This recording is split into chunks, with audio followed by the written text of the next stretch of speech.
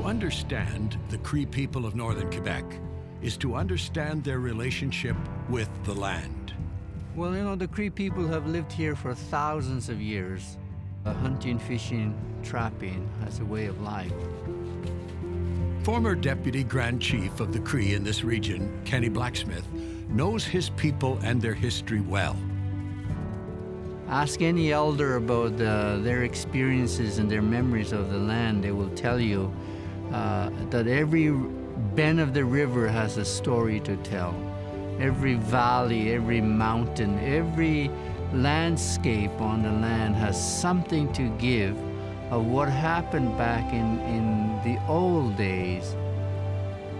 So the land has everything to do with the life of our people. It's the way it's been for thousands of years.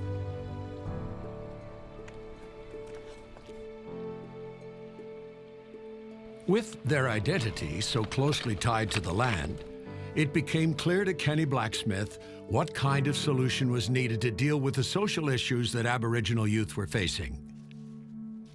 The Government of Canada sincerely apologizes and asks the forgiveness of the Aboriginal peoples of this country for failing them so profoundly.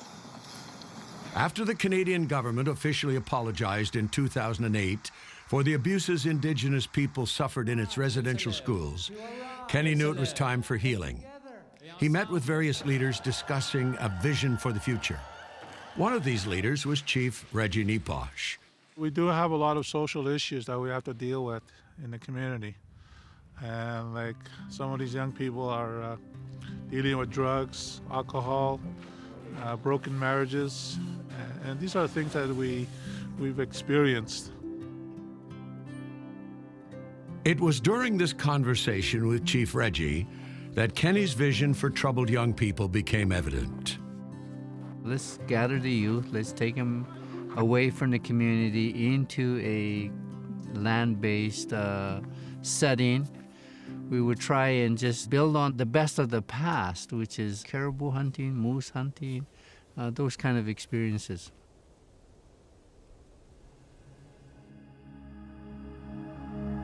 Somehow, all of creation speaks of the beautiful gift of God to all of us as a Cree people. And so when you're out there, it's somehow the stillness, the beauty just is so healing.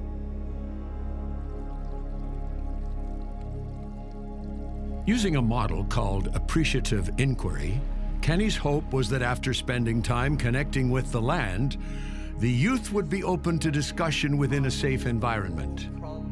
You know, you talk about or discover the best of the past.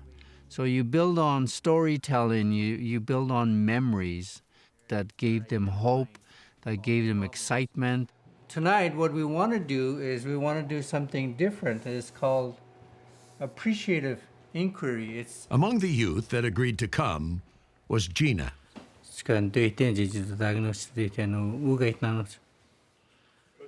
After a few days, Gina started to open up to the group. Before I came, I wasn't really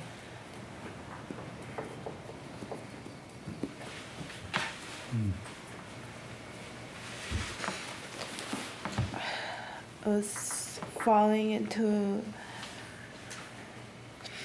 my old ways. And I think I needed to get away for a while, I had an on and off relationship for about 7-8 years since I was at age 14 with the same person.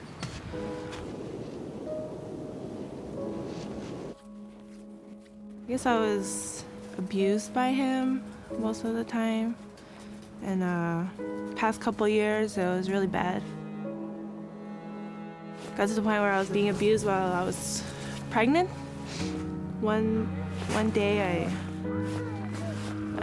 I saw my son, and I didn't want him to be like his father.